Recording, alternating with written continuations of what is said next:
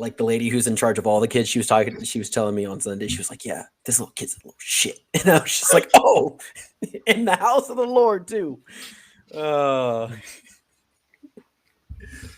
we're recording. That's embarrassing. Yep, we have that one. Fires, Mike Sims, Walker, knocked down. Unbelievable! Oh my God! Davis is going running all the way back. Auburn's going to win the football game. In trouble, he's going to be sacked. No, gets away. He runs, gets away again, goes to the 40, gets away again. Jackson takes it himself. Look at him dart back and forth. Oh! He broke his ankles. I have never seen this before in my life. Still looking. Firing. Near corner. It's caught! Denver, unbelievable! And welcome to the fourth down fiasco! Hello and welcome to another episode of the Fourth Down Fiasco, your go-to podcast for all things football, and not just all things football, all things European League of Football, because we bout that life. I am your host, the man who took a couple of shots on Saturday, Jordan Pryor, and with me are the rising stars of the podcast industry, the man who took way too many shots on Saturday, Tanner Vinsky, and the man who didn't take enough shots on Saturday, Danny Weber. Say hello to the people for me, y'all. Hey. So as always, we ask that you rate us 5 stars on Spotify and Apple Podcasts. It's the best way for us to grow the show. And while we know that some of you might be listening to us on your commute to work, some of you are listening to us from your office or from your home. So if you're in a place where you're not going to kill somebody, please give us a review. That's all we ask. It's the best thing for us. And you love us, and that's why you listen. But with that, let's go ahead and dive into this week's worth of stuff. Danny, do you want to give us a quick rundown of the scores from this past weekend? I guess so. So the Seamen finally finished against Jordan's Dragons, 27-18. Very explosive. The Raiders struggled. Yes, that's true.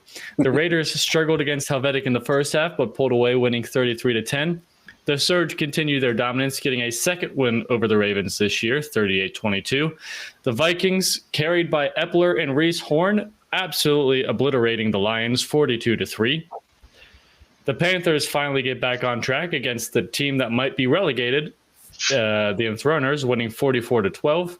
And Glenn Toonga absolutely carried the fire once again for the third week in a row, beating the Thunder in a comeback win, 27-24.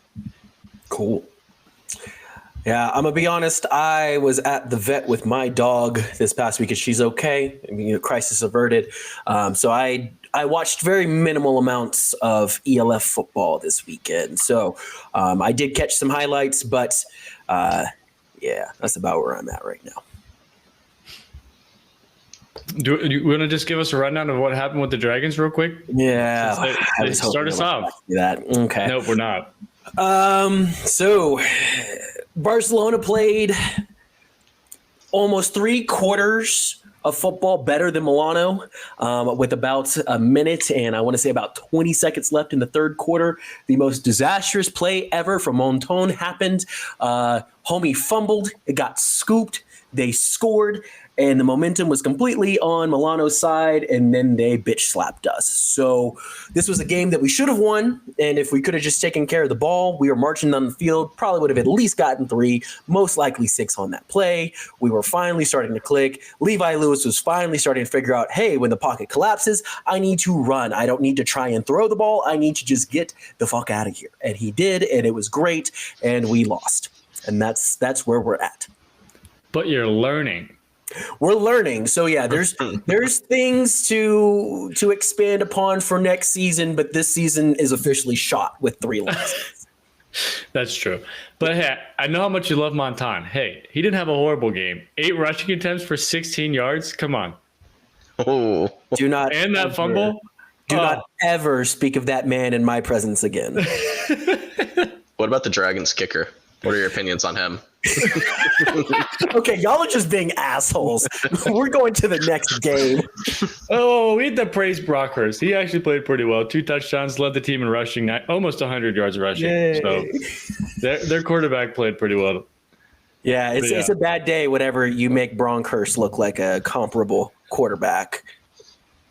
You're not wrong. He's not horrible, but he's not top tier. Yeah, I would definitely put him in the bottom half of ELF quarterbacks, and that is me overgeneralizing that. Well, we have like the top 6 on the top 6 teams, and then like everybody else. Yeah. But let's talk about the quarterback we had on our podcast, Aiken. He had a solid-ish game. Get that brother a lineman. Literally, I turned the game on. In the first play of the game, he got absolutely rocked. Crushed, man. It was so bad, but so funny at the same time. It hurts because he's such a great guy. Yeah. It's brutal. Like, just looking at this box score, too. I know I said before, we're going to try and switch up kind of our style of flow here. But 212 yards passing. No one else had more than 3 rushing attempts besides him, and no one else had more than 7 yards. Well, he had 60. And he did score a touchdown on a play that he big boyed the shit out of. Oh, my goodness, yeah. That one touchdown was beautiful. I mean, he dribbled somebody. That was awesome. Yeah. That was a big boy run. That was. Actually, I saw on, I want to say it came directly from the ELF themselves. They put out a graphic with the top rushers of the league. He is the 4th leading rusher in the ELF. He is. Oh, that is a man. fact. And it's funny because it's like, if you don't know anything about the ELF, you would think he's a running back. Oh, yeah. Oh, yeah. You'd be like, oh, man, he has to be in that offense. Yeah. Yeah. There's no way you're going to get a running game going with how bad that line is, unless you're bailing out of a pocket.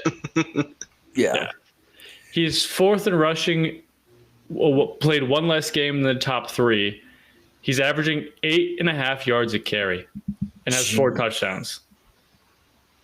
He has half the attempts as like almost everybody else. And then, but then there's Glenn Toonga, who's at like 716 yards.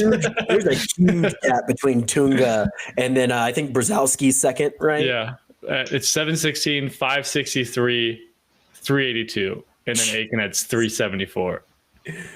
That's crazy. Yeah.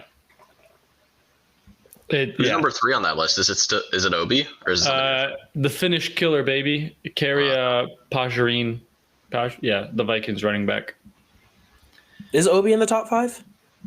He's sitting at 6. But he only has. He's only played 3 games. Yeah. I will say Gerald Amelin from the Centurions is above him by 14 yards and has only played 3 games.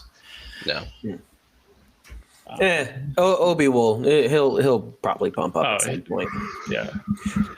Because Madrid, I mean, correct me if I'm wrong, Tanner, besides us, y'all have played really good teams. I mean, I know there was the Ryan Fire game, but I'm trying to remember who else y'all have played. No, Ryan's really probably the best team. I mean, Ryan is definitely the best team we played because we played Cologne. Yeah, we played Barcelona. Cologne, that's right. And Cologne's not like they're fine. Terrible, but Cologne's definitely middle of the pack. You know? They're not the bottom 5. Didn't we put them in like our no man's land? Yeah. They're like with Hamburg. And Frankfurt, kind of in the weird area. Mm-hmm. But Perry didn't have as good of a game as everyone expected, but I think I really believe the Mercenaries defense is top tier. Like, they have some ballers on that defense, but didn't they just cut somebody too? No, they did cut a defensive back, but they also lost one of their D linemen for the year. It was their captain. He got hurt. So their defense is taking a hit, but they're signing another defensive back, another American, I think. I forget what they said or what I saw. Y'all better be using these damn A tags for some linemen. Yeah, honestly, you'd have to get rid of Brown though. How? You got to do what you got to do. Yeah, I mean, you need a left tackle, you need a center, you need a right tackle, you need a left guard, you need a right guard. Like you need somebody. He needs everything. And don't get me wrong, like Anthony Brown is a solid wide receiver in this league, and I think he'd be a lot better on a better team. Let him be a better receiver on a better team, but protect your quarterback. Yeah, can't have a team without a quarterback. Yeah. But yeah, the Raiders played good enough to beat Helvetic, obviously. Well, they were running up and down all over the place on Helvetic. I know that you mentioned that Perry didn't have a huge game. It's because he really didn't. I mean, what is that? Hollisvanter, 15 attempts, 77 yards, a touchdown. Bonatti, 14 attempts, 58 yards, 2 touchdowns. And then Perry also had 42 yards on the ground and a tud, as well as a tud through the air. So, I mean, it's not like he really needed to have a game where he heavily relied on his arm. No, not at all. But after the week 1 showing where he threw, 4 touchdowns? And don't worry. He's about to go off for 500 yards against us. It's fine. yeah, you're right. I forgot about that. Pain. Let's talk about one of the top MVP candidates, Riley Hennessy. Get him a glass of Hennessy. Hey, get that brother some Hennessy. He needs to be over there. They better have commercials with him in it. If players aren't sponsored by individual companies yet, he needs to be the first one. Yes, but he is human. He finally threw a pick. Oh, it only took 5 weeks for him to throw a pick. And how many touchdowns does he have? 14. He's at 15, I think now. 14 or 15. 14. Sorry. 14. Okay. Because he threw 4. I thought he was at 11 and he threw 4 this week. He was at 10 and threw 4. Dude, that is absurd through 5 games. Yeah. No, 4 games. He's had the bye week already. Geez. Yeah. Yep. He's at over 1,000 yards in 4 games, 14 touchdowns and a pick. Yeah. No, Stuttgart is terrifying. Stuttgart looks. They are out for revenge. Whew, yeah. They said that there was a lot to be desired after the championship game last year. Oh yeah. That's crazy. They showed how to turn around a team because where is it? Yeah, they came into the league in 2021. They went 2-8. Then they went 0-12. And then they went to the championship game, 10-2, and now they look like the number 1 team. And now they're beating the absolute dog shit out of teams. Yeah, and respectable teams at that. Some of them, at least. I know that they've had some. What was it? They've played like Prague and destroyed them, but still, Munich's again part of that middle, no man's land that we have. But they're a solid program. Yeah, they beat the Ravens. Think about how close it came between them and the Raiders last week. I mean, it was down to a 2-minute drive. So, yeah, that involved 3 fourth-down conversions. Yeah. And 1 amazing catch by Schafflin. But yeah, looking at Hennessy's performance, I mean, rolling my eyes at the 1 pick, whatever. Who gives a shit? 269, 4 touchdowns. I mean, he was spreading the ball around everywhere. That's 1, 2, 3, 4, 5, 6, 7 wide receivers he hit. Yeah. And then, I mean, Stuttgart's defense. I mean, I was surprised that Munich was able to score as much as they did. They scored 12 in the 4th. Yeah, but that defense for 3 quarters just looked monstrous. Yeah, they probably took them out. They did last week. Might as well rest them. Yeah, I mean, if you know you're good. Because, I'm looking at how many guys had tackles. They definitely subbed some guys out for sure. So do the Ravens. They have a lot of depth. Yeah, they do. Why does their quarterback have a tackle? Oh, it's probably from the interception play. Did he? At least he tackled the guy who threw the pick to. Hey, bro, you got to do what you got to do. Oh yeah, but yeah, I think anyone who watches the Elf agrees that the Surge are currently the team to beat. Because scary. Tanner's exact words: they are terrifying. Yes. Yeah. I need to see if we play them. I hope to God we don't play them. I don't want to play them.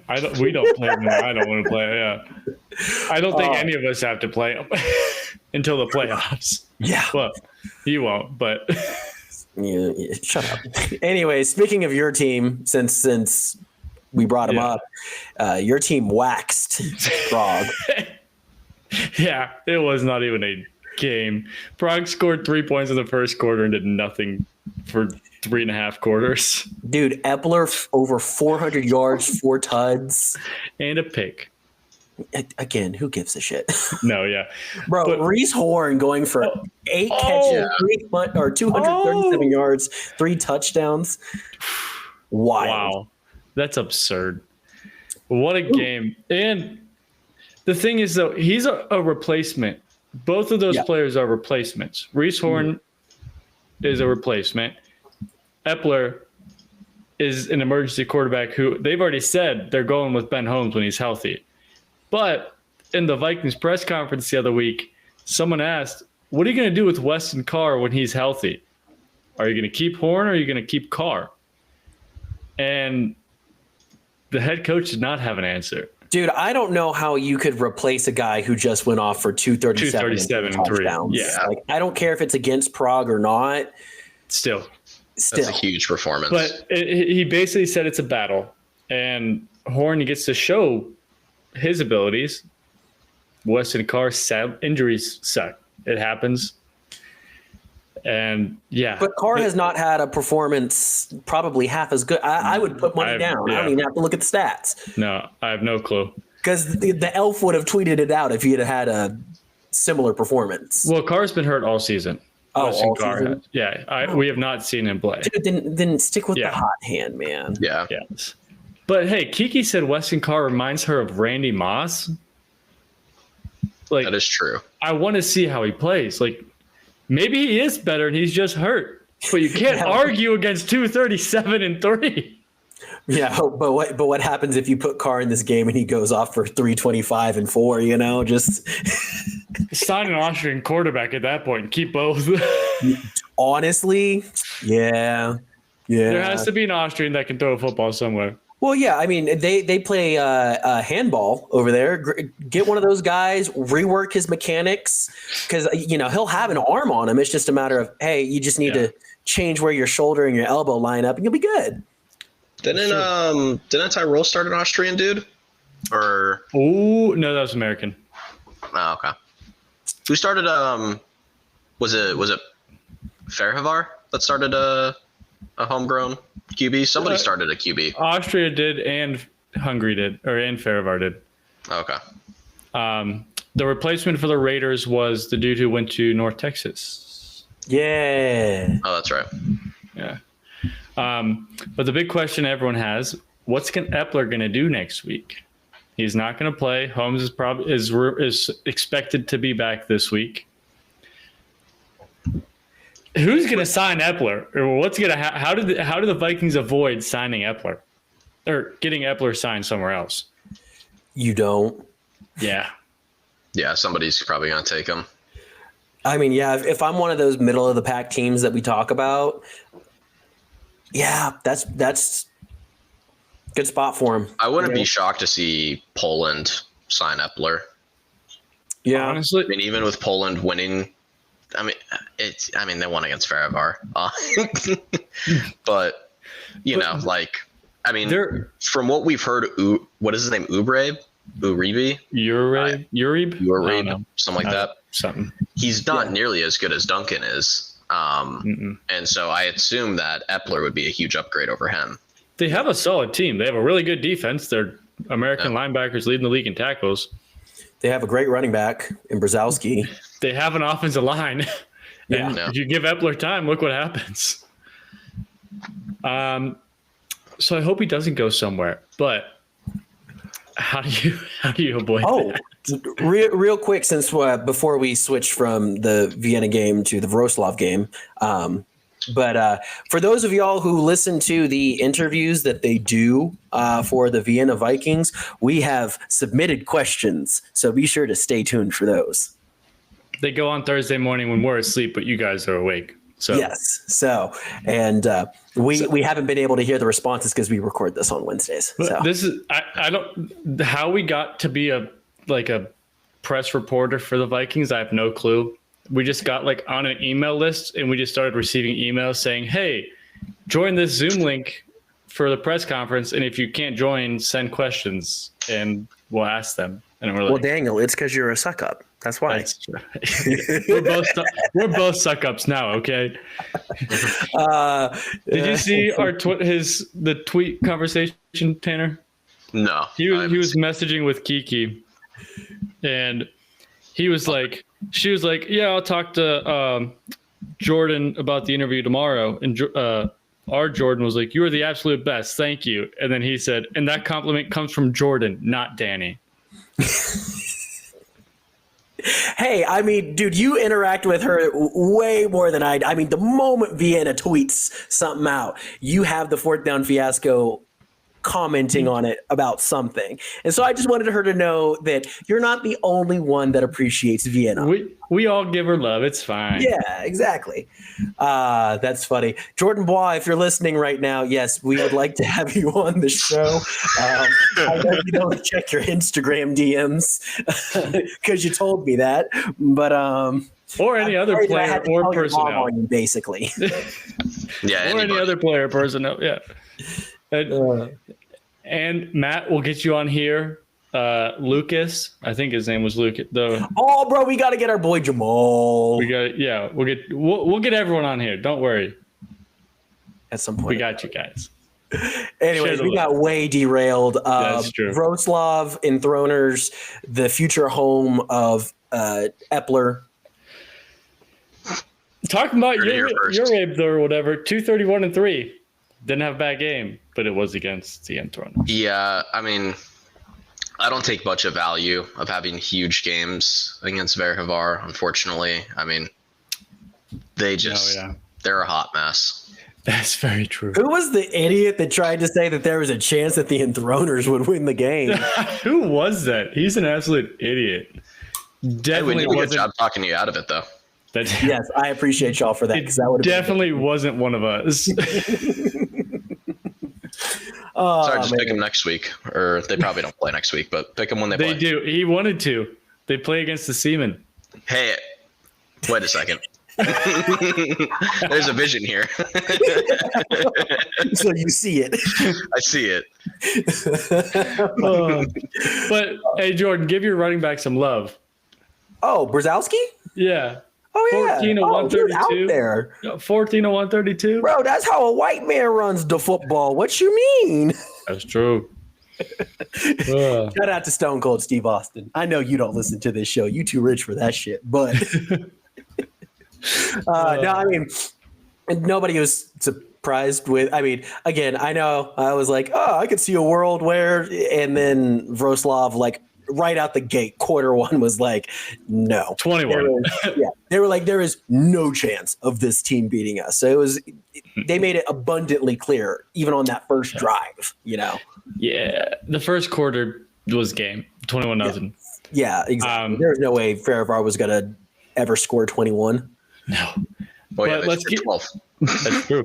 Yeah. They had 2 touchdowns and missed both field goals. Let's give another shout out to the other top MVP candidate, American AJ Wentland, linebacker from Wroclaw.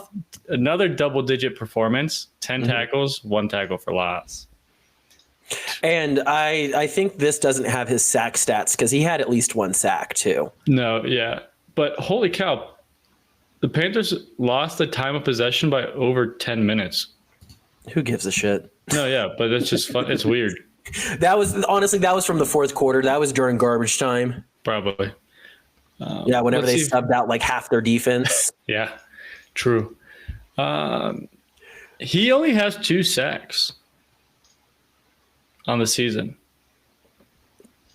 Then I wonder, because I watched the Enthroners quarterback get absolutely demolished on a play, and I thought it was Wentland. I don't think he plays D-line. I don't think he plays edge that much. I think he just kind of is a cover linebacker. I need to watch more on him, but I don't think... You guys are right about Verhavar scoring 21. They have yet to this year. Nice. Game over after the first, baby. No. Hey. What's their highest point total? 18 against Vienna. Yep. Week 1. They've actually barely scored. I think they might have 30 points total on the year. They had 18 in week 1, 12 this week, and their other 2 weeks they had 3 points. Well, we can see how many they have. 43 total points, 33 in against their own conference. No. So yeah, So it's not great. that is the it is. least amount of points. Only by 5 though, compared to Let me guess. Barcelona is no Helvetic. You You guys have 74. really? Yeah. Because we've only scored over 20 once. Well, Cologne has scored less than you. Frankfurt, Hamburg, But they've played less games. We've played every week this week. This Prague season has so scored far. 65, and they've had 5 games. Bro, we need a bye week so badly. Yeah. Well, I also learned something new about the Vikings. They released like the schedule, and they had Vikings by week 1. And our head coach went back and said, that's just disrespectful to us. We've done so much for this league. And they went and changed the schedule and put them at week 12 and 14 by week. And he's like, having 2 late ones isn't very good either, but at least I got us out of week 1 bye. I don't know. I'd rather have both buys at the end of the year than the beginning of the year. Yeah. He was he didn't want 2 like 12 and 14. He probably wanted like a 12 and Like 6. 6 and 12 or something. Mm-hmm. Yeah. But 2 bye weeks, especially going into the playoffs, like week 14, you're just done. Because that's what I think Madrid's going to really struggle with is they had a bye week 1 and then they had a bye last week, which is week 5, right? Like having both of your buys that early, that sucks. Yeah, they're going to put some wear and tear on those bodies by the end of the season. I know. Hey, NFL players do, and they only have 1, so. Fair. That's true. And then Glenn Toonga and the other MVP contender, Jacob Sullivan, battled it off in Berlin. I don't know if after this game Sullivan gets to be an MVP contender. He's still leading the league in passing. Maybe yards, but if you want to talk about being a passer, best passer is Riley Hennessy. passer is Riley Hennessy right now. Yeah. Hey, he's got 200 years of cognac liquor running through them veins right now. Hennessy's averaging 9 yards a throw. That's wild. Wow. But yeah, this Rhine Berlin game was a lot closer than I thought it was going to be. Ryan, in my brain now, has kind of dropped down a little bit in my power rankings. I will definitely be flip-flopping them with Madrid, which y'all can catch that on our YouTube page. But yeah, Toonga, for like the 3rd week straight, has been putting up like quarterback level numbers in a running back position, and it's insane.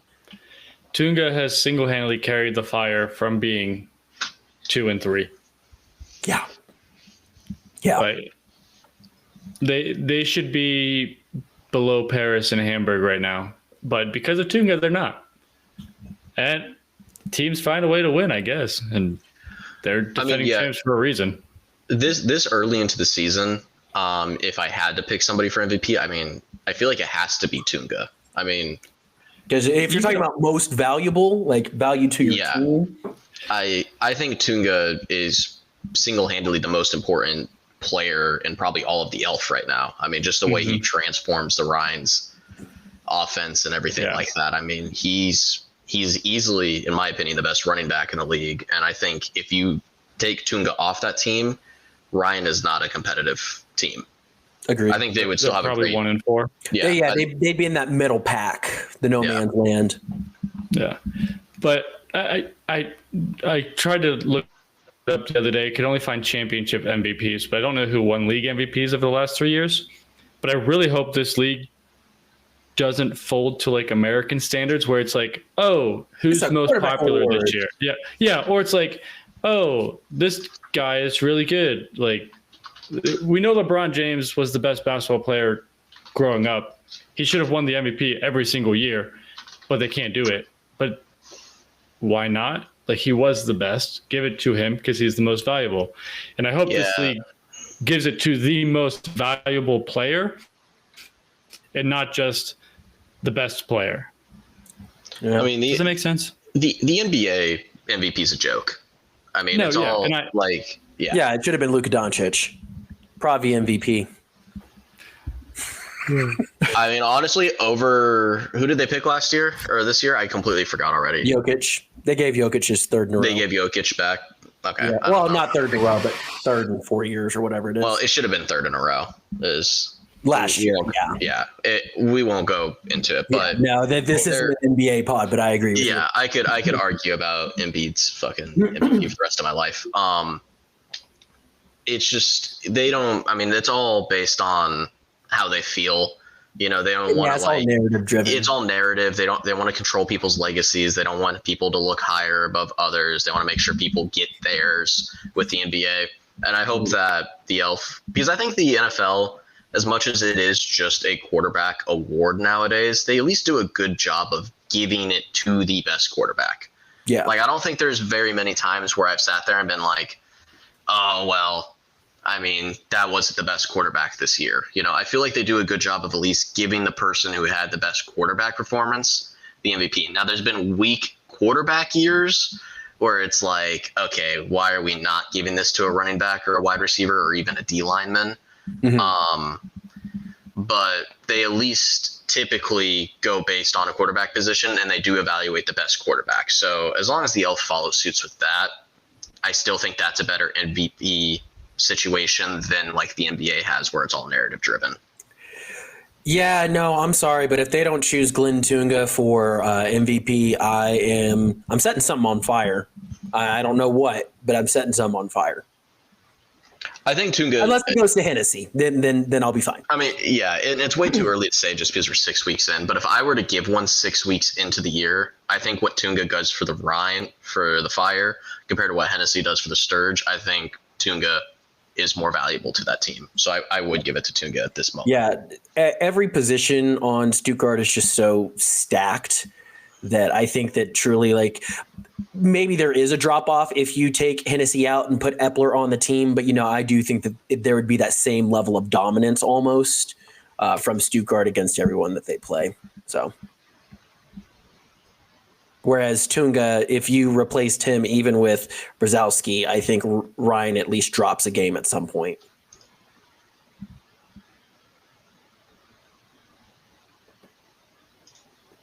Well, cool. Anything else that y'all want to add to the recap of the games of this week? I say next week we give away our mid-season MVP. Okay, word. Yeah, because next week will be week 6. Yeah, it's middle of the season, 12 games. Well, technically, it's a 14-week season though. So should we wait 1 week after that?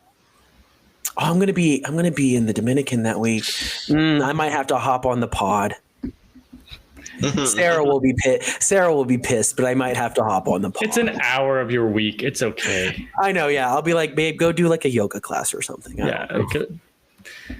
Go lay by the beach. You'll be fine. Yeah, I'll be back in like an hour and a half. So, well, cool. Then let's go ahead. We're gonna kick it to commercial break, and then whenever we. Oh yes. I did find Elf Honors Awards. I found it too. I was going to wait till we got to break to talk about it. We're talking about it now already, so might as well before we hop. But so MVP of week 1 or of the first year was a running back, Madre London for the Centurions. Offensive player of the year went to quarterback. How does that work? Or was that? What was Jacob Sold? That's true. This confused me. Man of Honor, I don't know what that is. Went to an offensive lineman. It looks like Man of Honor is probably the same thing as like the Walter Payton. Yeah. Yeah, it just confused me why in 21 it was at the bottom, 22 was the top. I got very excited because I thought lineman won MVP. But no, Sean Shelton for the Raiders won MVP, their quarterback. And then a wide receiver won player of the year. Last year, quarterback won it again. I don't know how. I understand Jadrian Clark had an absurd year last year, but Markel Castle had the triple crown.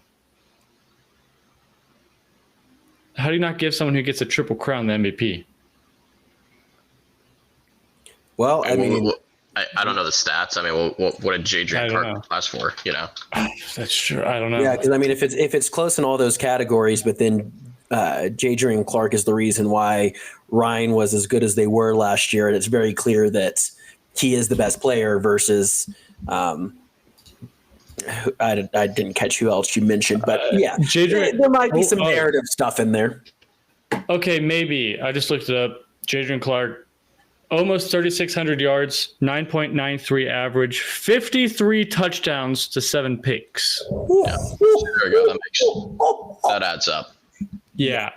I was about to say, I was like, I'm sure you would take it. I mean, I would give 53 touchdowns over a Triple Crown winner at wide receiver. I mean, 53 to 7 is unreal. Yeah. But so Markel Castle had 97 receptions, 20 more than the second place, over almost 1,600 yards. No one else got even 1,000 yards last year. And then he had 17 touchdowns. Yeah, no, I'm giving it to 53 tuds. Yeah. No, yeah. But there was only 1,000-yard receiver last year? That's absurd. I mean, shortened season, you know. Well, people in teams. 3 of the top 5, 4 of the top 6 didn't even play the full season.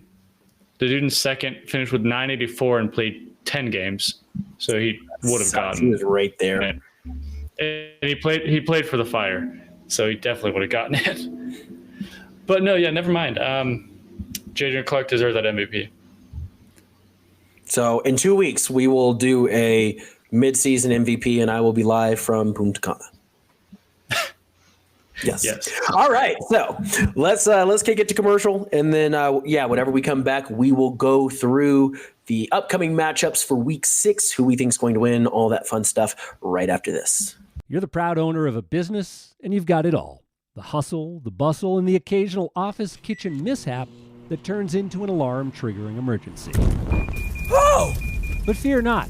Western States Fire Protection is here to turn your workplace into a disaster-free zone. Our in-house team handles everything from fire sprinklers to alarms, monitoring, inspections, extinguishers, and more. Visit WSFP.com to request a quote. Are you looking for a podcast to advertise your business? Well, you're in luck. Here at the Fork Down Fiasco, we're looking for show sponsors. Whether you want to be a platinum sponsor and be mentioned at the beginning and end of every episode, or you just want a simple 30 or 60-second ad, we got you covered. If you're interested in having a spot on our show, you can reach us at fourthdownfiasco@gmail.com. That's fourthdownfiasco@gmail.com. We are excited to hear from you and even more excited to have you on the show. Join the Fiasco family now. And welcome back to the Fourth Down Fiasco, your go-to podcast for all things football, and specifically the European League of Football, because we have press credentials now somehow, thanks to Danny. But yeah, if you would, don't forget to rate us 5 stars on Spotify and Apple Podcasts. It's the best way for us to grow the show. You can also follow us on social media at Fourth Down Fiasco on TikTok and Instagram, and at @4thdown_pod on Twitter, because we refuse to call it X these days. With that, let's dive into the upcoming matchups for this week. There's going to be a lot of blowouts this week. Yes, I agree with that. Yeah. But we do want to give a shout out to Elfpedia real quick. That's where we found our Elf Honors. Yeah, he's great. Anytime we ask a question, he got us right then and there. Always has the info and the stats ready for us. And he's always ready. He did also leave us a 5-star rating on Spotify. So yeah, he did. Shout out to him for that. Well, is Elfagami and Elfpedia the same person? I don't know if they run, like, if he runs 2 accounts. No, I think Elf Scorigami is a different person. Oh wait, they're the ones that left us the 5-star review. Sorry about that, but I don't know if they're the same person. I don't think that they are. So no, yeah, I mean, it wouldn't surprise me. I get so confused. You know, it's okay. It happens. Yeah, but let's talk about you. You cut out on us, but I think we know what you're referring to. Dragons. Yeah. Let's talk about your Barcelona Dragons. Yeah, we finna get schmacked. It's about to be bad. Nkosi Perry is going to go off for like 450 yards against us. Yeah, because we had no answer in the secondary. And we also can't get pressure on the quarterback. So,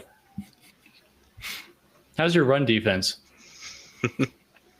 I don't think it's very still good, below average, but it's probably one of the bright spots. So yeah, our rush defense is pretty mid. It's actually pretty sweet, you know. I wish the rest of the team was as actually as our rush defense was. We might actually be okay. Well, statistically, I mean, you guys only play how many games, but your pass defense is better than your rush defense, technically. You're 15th in pass, 17th in the rush. Huh. I guess it just doesn't feel like that just because we get scored on through the air so much. You know? A lot of a few big plays really overshadow 5 yards at a time. That's true. Yeah. Like they can run the ball and I also think about times. The games that we've been absolutely crushed in as well. It's been a lot of garbage time where the other team's just trying to run out the clock too. So I'm sure that probably doesn't help our cause. Mm-hmm. So the eye test tells me that our rush defense is and our pass defense is absolute dog water. I would agree with that statement from you. Yeah. So, I think we're going to get blown out. Hopefully it's a little bit more respectable than 65-7 last time. So was it that bad? Was it really that bad? Yeah, I'll go back and check. What was that week? Was that week 2 or 3? It must have been week 3. Yep, 65-7. Nice. But we can do our pick'ems while we go through. Might as well instead of having to double back. Yeah, might as well. So I think we're all in agreement on this one. It's obviously going to be Barcelona, right? Yep. You got me there. That was good. It's going to be Raiders to roll. Are we all I'll be happy if we can Raiders? keep it within 21 points. If we lose by less than 21 points, I will be lit. That's brutal. So keep within 21. Dude, that sucks. Yeah, it's not a good time on this side. Yeah, man. You guys did get 4 new players though this past week. So maybe next year you'll have a big influx of money. Good players. There are building blocks for next year, as Dragons Nation says, brick by brick. There are bricks. There's no cement right Optic now. Gaming. There's just no cement or any type of a plan of what we're building. But yeah, I think we could see the first 70-point game this year. Yeah. Yeah. It could happen. Pain. There's a couple chances we could see a 70-point game this year. I'm not depressed. I'll be excited for this one. Vienna at home against the Panthers. We already beat them once with Duncan as their quarterback. And now they don't have Duncan as their quarterback. Yeah. It's going to be interesting to watch Epler put up hella points against his future team. I don't think Epler's playing. I think Holmes is coming back. Bro, how crazy would it be if they signed Epler by the time this pod's out? That would be phenomenal. The Vikings wouldn't release him that fast. Well, they have to release Epler in order to bring Ben back. We've heard some stuff. Oh God, is it more of that? No, about some of the rules things. I always find it convenient how the best teams are all really good at bending these rules. Is your team the best team? Because every team bends rules. My team sucks. So we tried to bend rules one time and we got caught. Remember, we didn't. We got caught. But you didn't try to bend a rule. Bum ass ain't allowed to do this shit.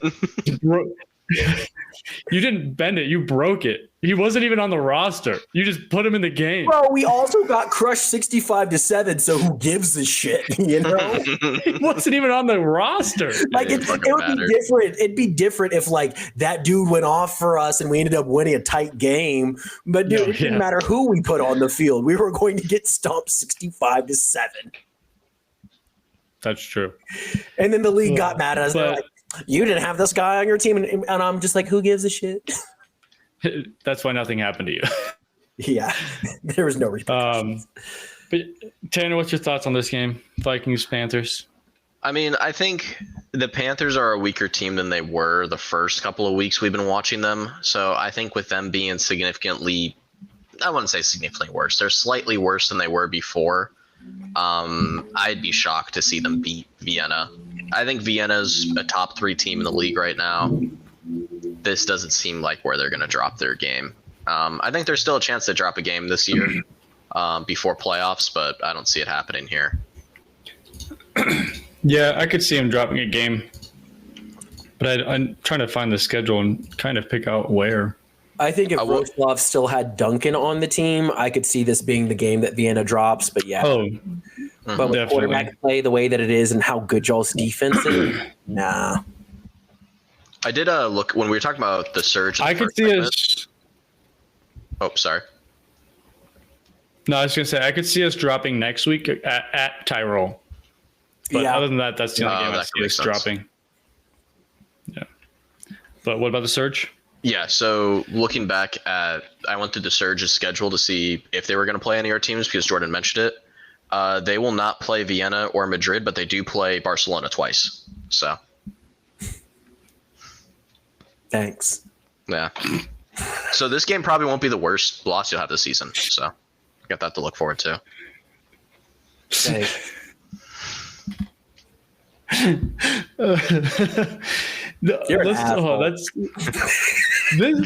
This Surge schedule is stupid. From week 6 to 14, they have Helvetic, Raiders, Panthers, Barcelona, Seaman, Raiders, Barcelona, Helvetic. Yeah. Stuttgart's going undefeated. Yeah, Stuttgart's not losing a game in the regular season. No. They might lose in the playoffs, but they don't. Yeah, I mean, maybe they drop the Tyrol game, but I don't see it happening. No, I don't think Tyrol has gotten better as the season has progressed, but they're not nice like that. No. But yeah, yeah. So I mean, are we all in agreement that it's going to be Vienna? Oh yeah, at home. Yeah. With a carbon copy of Epler with Ben VP coming back. Yeah. I think this next game will be a little bit more exciting for sure. Rhein Fire, Madrid Bravos for matchup number 2 on the season. Yeah. This Saturday slate of games is actually pretty exciting. Like, there's good games on Saturday. There's about half good and about half that are going to end in blowout. Yeah. I think this two will be a blowouts. phenomenal game, though. Oh, this should be. No, but honestly, I would not be surprised if it did go to blowout, like Madrid blow them out. Because if they can stop Toonga. Dog, they not stopping Toonga. What you mean? All right, Tanner, you're the Madrid fan. Let's hear it. Yeah, what's going on? I think with it being at home, it feels hard to not pick Madrid, right? They won away.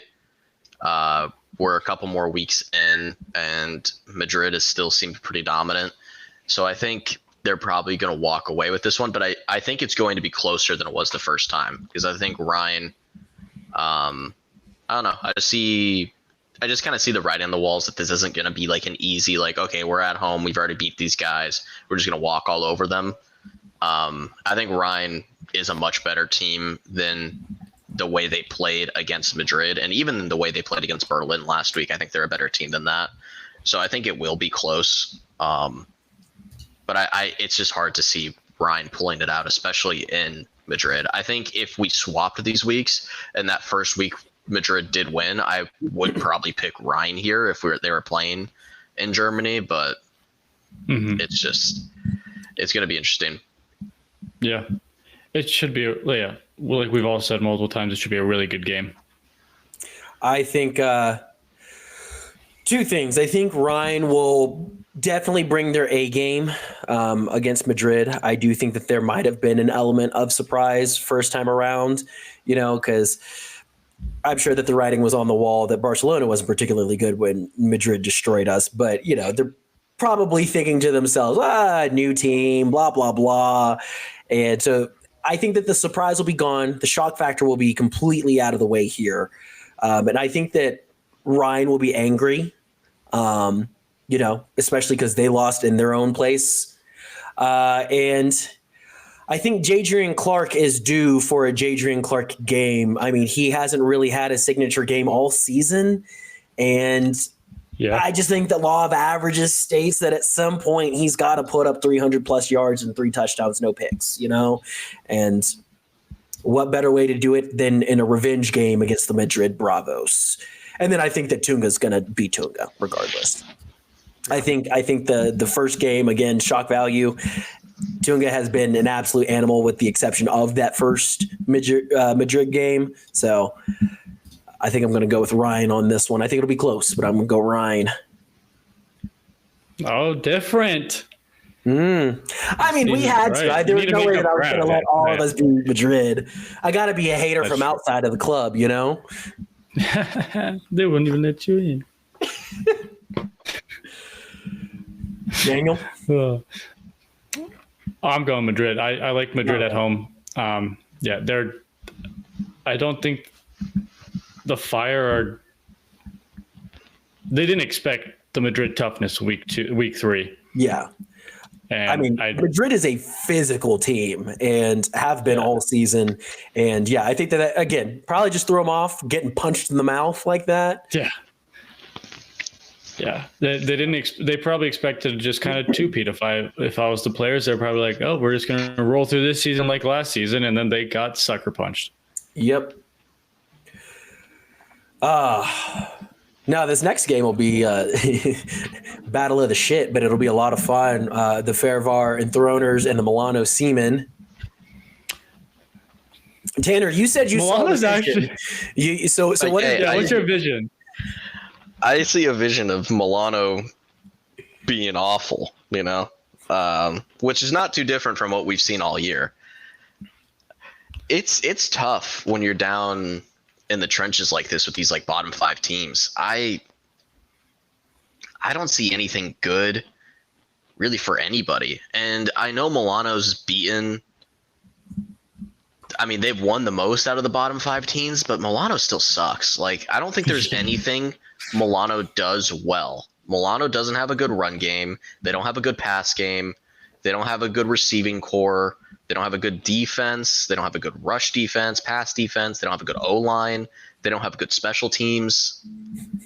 But somehow the Enthroners are worse in every area. So it's like,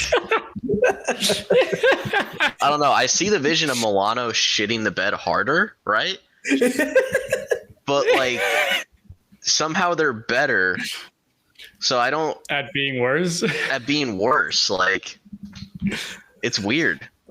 I mean, I get where you're coming from. Is like, I could see a world where Milano comes into this week already thinking that they're going to win because they have beaten teams that are statistically better than Fervar, and they just came off a huge air quotes here, huge win to Barcelona. And they're like, cool, we're about to be 3-3. This might as well be a bye week. And then, they completely that's the vision I see. I just wish it was being played in Hungary. Like, I wish this was in Verifar, because then I could pick them and be like, these dumbasses are going to travel a couple of countries over, super confident, walking all over it because they're kings of shit mountain. But no, they're at home, so they don't have to like travel at all. So I really want to pick Verifar, but I think it's going to be Milano. All right. Milano it is. And if we don't make that a clip, that little quote right there, the Kings of Shit Mountain, what are we doing here? Bro, put it on a shirt. Yeah, just have the poop emoji with their logos all on at the bottom of it, and then put Milano on top of the pile of shit. Well, I don't mean to be too much of a hater, but I'm also looking at Milano's logo right now. Like, what's going on here? Have you guys looked at Milano's logo? It's the ugliest thing. The football is garbage. But no, the little poop emoji has like 5 tiers, like 3 tiers to it. Put 2 on each side, and then just have Milano right at top. Beautiful. I am already working on getting us a graphic for that. Nice. All right, you better work. We better see it. I better see it tomorrow. I got you. Yeah. Who are you picking, Jordan? There are definitely some good ones here. Yeah. No. I've got stuff to work with here. All right, Jordan, who are you picking before you get way too off track? Yeah, I'm going with Milano too. Just Farivar. Yeah, I think we're all going Milano. I'm glad that Farivar is going to relegate themselves because they don't need to be in this league, man. That's how bad they are. Yeah. Honestly, Farivar is garbage. But Milano, I think we're saying is a lot worse than they actually are. Just because they started off horrible. I mean, I would love to agree with you, but they just look bad even when they win. I'm not saying they're going to compete against the top 13 teams in the league, but out of the bottom 5, they're not the worst. Like, obviously they're not the worst, but I think they're the top of the worst. I mean, but even think about the first 2 weeks. We were like, Milano's not winning a game this year. You know, we were super confident in them never winning. And it's just because we realized how bad everyone else was. Yeah, and then we kind of realized they weren't the worst of everybody down there, but they just don't do anything well. So it's just hard for me to yes, they're going to go to 3-3, which is going to be crazy. It's going to be crazy. But even if they somehow manage to end 500 at the end of the year, I still wouldn't be there and be like, oh yeah, Milano, they went 500. Watch out for them next season. They're scary. They're not scary. They're really if they got new ownership and that the Italians liked their ownership, then they could be scary. So they could actually keep their homegrown players or get their homegrown players. That'd be a different story. But right now, I'm not scared of Milano in the near future. No. But a team that we are all scared of, which is the next matchup on our thing, the Stuttgart Surge. Can we say a quick prayer for Aiken? Father God, we are so humble to come before you right die. now. Please protect our friend Carlton Aiken Jr. as he is about to hopefully not die on a football field this Saturday. Amen. Oh, this is going to be a bloodbath. Oh, it's going to be real bad. Oh, yeah. Genuinely, all jokes aside, I really do hope that he doesn't, I hope that he's okay after this game because he's going to get hit a lot. He's going to get obliterated. Hennessy's going for 450 and 5 through 3 quarters and then getting taken out again. I don't know if Helvetic's defense is that bad. Out of the shit mountain teams, I feel like they probably have the best defense. Well, they have the number 1 defense in all the league. Yeah, that's a little inflated. Stat-wise. Because they've also played a lot of shit teams. I'm just saying on the stats. I don't care about stuff. So that's crazy to have the number 1 defense to be 0-4. No, they dropped to 4th. Dang it. And having a top 5 defense with the teams they've played, they haven't played anyone good either. How do they not? Oh, that's so bad. Because they've scored a total of 48 points. Yeah, that's because horrific. Carlton Aiken Jr. has to dribble a one-man team in order to go score a touchdown, and his wide receivers can't catch for shit. Well, and that's the thing is we were giving you shit, Jordan, about being like, oh, that we're gonna have the worst blowout of the week. I mean, Stuttgart's gonna do way worse to Helvetic than what Tyrol's gonna do to you guys. See, I really don't know. I really don't.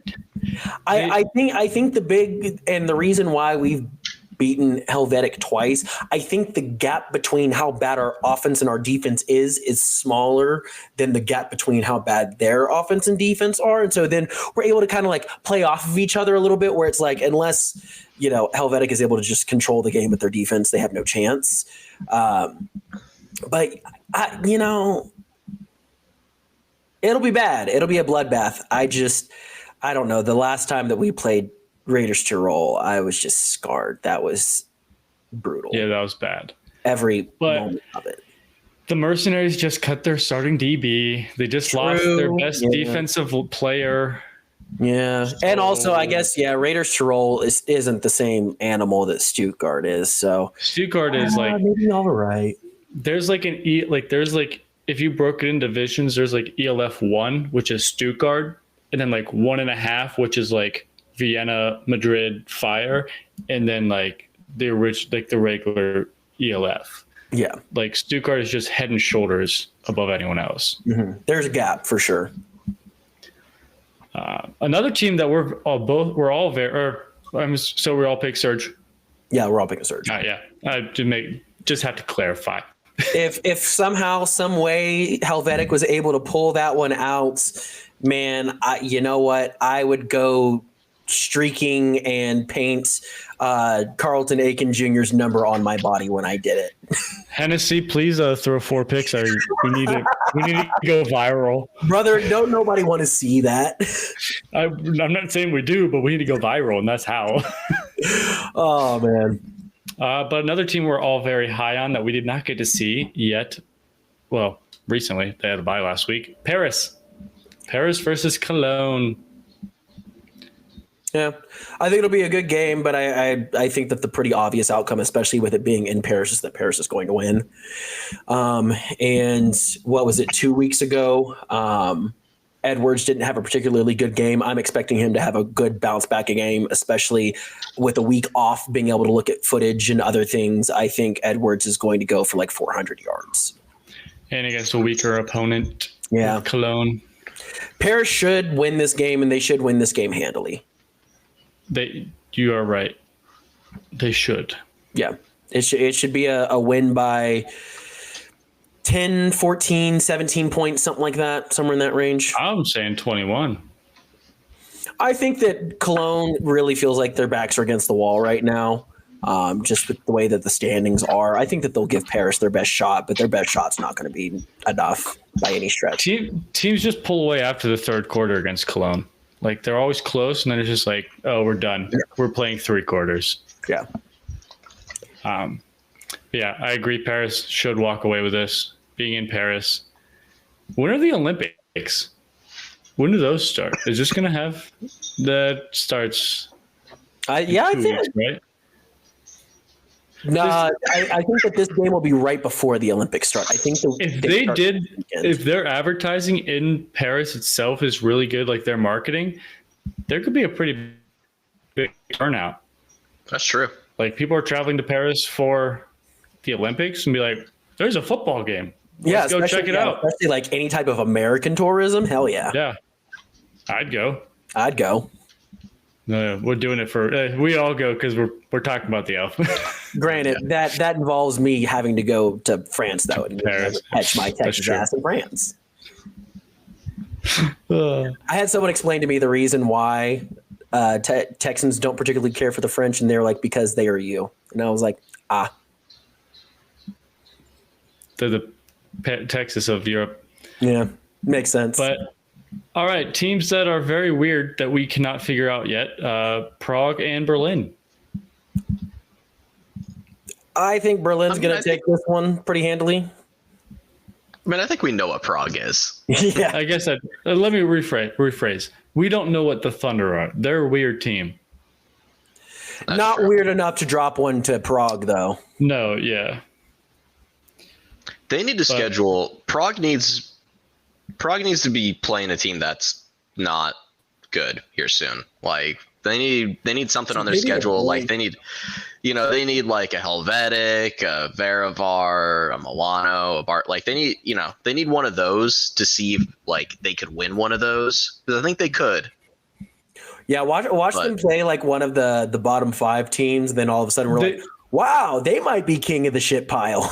Yeah. So week 7 and 8, they play Panthers and Farivar, and then they play Vikings, Ravens, Farivar, Panthers. I want to see I want to see those Farivar games. Yeah, I'm curious about those. And like, honestly, against the Panthers, like that could be a little weird game.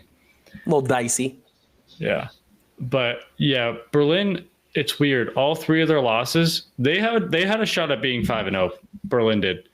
Oh, absolutely. Every loss they've had, they've led at halftime. They've lost the game in the second half. Every single game they've lost.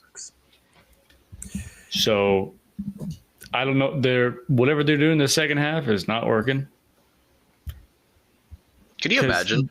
This would be like the biggest upset ever, right? If Prague beats Berlin, because Berlin's not like amazing, but no. But they do. Berlin beats down on the lesser competition. Like, let me run off their 5 games real quick. They lost 49-39 to the Panthers in that big shootout. Then absolutely crushed Prague 48-17. Then destroyed Farivar 43-3. And then they lost to the Vikings 25-20 and then lost to the Fire 27-24. Like, they're this close in all of their losses. Yeah. I actually forgot that they already played Prague. Yeah, this isn't going to be close. No. Because that was week 2, and now they're just better than they were in week 2. Mm-hmm. Yeah. Yeah, I think part of Berlin's just overall issue is their front 7 isn't as good as what we thought they were going to be going into the season. Kyle Kitchens is. Yes. He's the man. But supporting cast is not. Yeah. And I remember going into the season being told that, like, the Berlin Wall, and it's more like, no, it's the Berlin Kitchen. Like, that is what we're looking at here. It's like a 1.5 man show. Yeah, they had another guy that was pretty solid, but I forget his name. A wall means you have difficulty getting around it, and it's more like, no, just avoid the one heat-seeking missile, and you're fine. Yeah. So, and I mean, it goes to show. I'm not going to act like I'm an expert on the Berlin games because they're one of the teams that I've probably watched the least this year. But if they're leading at halftime in all of their losses, that tells me that there's a very clear game plan to be able to fix things come halftime of like, oh, yep, avoid these guys and you're good. Oh, we did this. That was dumb. Let's not do that again. Let's not do that. And so, yeah, that tells me that they're a very one-dimensional team. Yeah. So, last game, and this is actually our friend Jamal Clay, shout out to the boy, said that this is going to be the game of the week, the Godfather series, the 2 oldest teams in the ELF, the Hamburg Sea Devils and the Frankfurt Galaxy. This will be fun. Yeah. They played week 1 of the inaugural season, and they faced each other in the championship game, the inaugural season. But there's a lot of history here. There's a lot of bad blood. A lot of bad blood. It's going to be fun. But these teams are weird. Galaxy is probably one of the best under 2-win teams, or is the best under 2-win team, sitting at 1-2. Mm-hmm. Both these teams have only played 3 games so far, but Frankfurt has had a brutal beginning of the season. Started with Fire, then Paris, then Panthers. Yeah. And then what did Hamburg have? They've had Prague twice in Paris. Yeah. And they got walloped by Paris, 41-14. Yeah. I was a little unsure of who to pick for a little bit, and then just because, knowing that Frankfurt's 1-2, but then looking at the Paris game specifically, since they've both played Paris, Frankfurt lost by 3, whereas Hamburg got waxed. Destroyed. Yeah. Like, they got played off the field. It was bad. So I'm gonna go with Frankfurt on this. I feel like it makes the most sense, at least. Yeah, and it's in Frankfurt. Yeah. So I think that helps. Get some juice from the crowd. You're not having to travel, and the one consistent matchup that y'all have shared this season, you did significantly better. Yeah, I'm gonna go with that.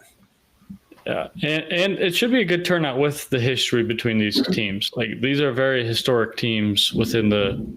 That's Thunder. What the heck? Hamburg. It just started pouring. That's crazy. Sorry.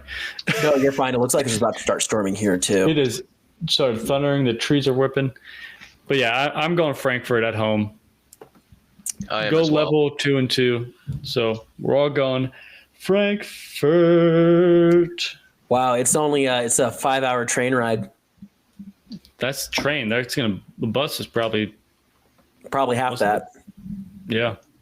Well, I guess it depends. It depends on who the rail provider is, because I've been on some like high speed ones, and I've also been on some very slow ones in Europe. They take buses to the games. Okay. Yeah, one of the imports for the Sea Devils posted a vlog, and he was showing how they travel and stuff. Well, I was thinking more about like the fans, like fans. Oh yeah, Hamburg fans at the game. Oh, definitely. I feel like if any team has traveling fans, it's these two. So it'll be fun. It'll be a good time. Yeah. But so Jordan can make up ground this week. Tanner, you will still be one game behind me. Yep, because No we matter how picked things all the shake same out. things, right? Yep. The last 2 weeks we have the same. Danny, that should just be your strategy. Whoever Tanner picks, you just pick them. I'm not going to lose. I'm just going to, even if I'm wrong, I don't care. No, no, I'm not going to do that. Hey, I was fighting demons not picking Verifar this week, you know? Both of you were. Before you got on, yeah. Tanner was like, oh, hold on. I really had to talk myself through that one too. Yeah. It's awesome. Well, cool. Any final thoughts? Do you know what we could do? Well, this is the different thought about getting more people together. We could do a big pick'em thing where the three of us go through a slate of games and not individually, but we pick for Fourth Down Fiasco. We have our games. Then we could get Alex's in. We could get Jamal's in. We could get Matt's in. Because I've seen a couple posts where there's a bunch of French accounts that all do their pick'ems. And I was like, it'd be fun to get a big group of people in and see who's better. Because they do it online, and you can do a little league, but it'd be us. I'm just letting it be known. Hey, Alex, Jamal, Matt, it don't matter. Fourth Down Fiasco in 4. Okay. Ain't nobody worried about y'all. Okay. We some bad MFers on this side. So you're calling them out? Oh yeah. I don't give a damn who you are. Fourth down for life, baby. Is this your American talking? Can you hear my accent? Yeah. But I think that's good. Should be a good slate. There's 8 games this week, which is exciting. Last week was weird with only 6 games. I didn't like it. It was damn, I was expecting there to be more morning games on the Sunday, and there wasn't. Or there was, but they were super early, and it was just weird. Yeah, wasn't a fan of it. So glad, we as the Americans benefit from there being more games. I know that this isn't really directed towards us, but we're American and we make it about us all the time, anyways. That's true. I'm hyped they're at noon and 1 on Saturday. Because last time I had to watch Madrid, I think it was at 6 a.m. my time. So, oof. Yeah, because it was that Sunday game. Yep.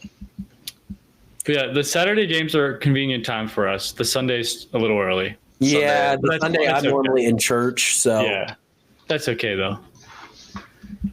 But yeah, should be a good slate of weeks or good slate of games this week.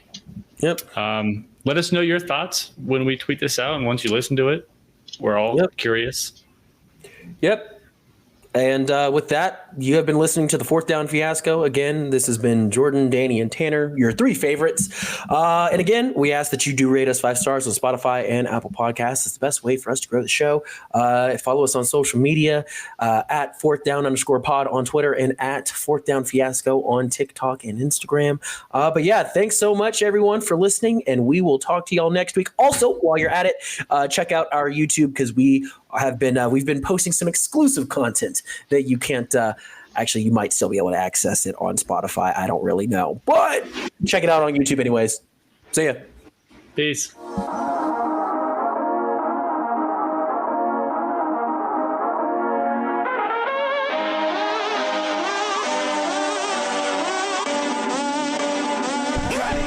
Well, I like school, and I like football, and I'm gonna keep doing them both because they make me feel good.